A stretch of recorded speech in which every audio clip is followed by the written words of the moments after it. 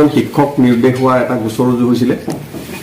আৰু এই গোচৰ সম্বন্ধে ইতিমধ্যে তদন্ত আৰক্ষীয়ে অব্যাহত ৰাখিছে আৰু এই সম্বন্ধে দুজন লোকক ইতিমধ্যে গ্ৰেপ্তাৰ কৰিছে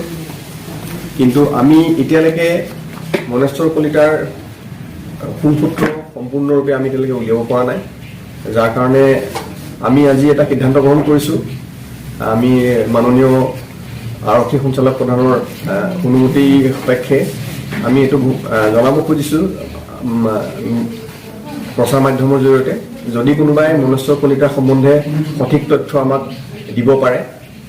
আমি 1 লাখ টকা তেখেতক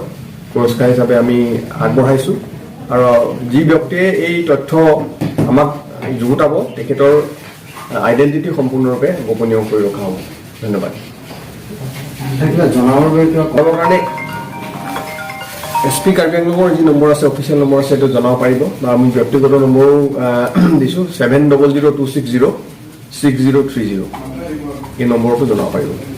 7002606030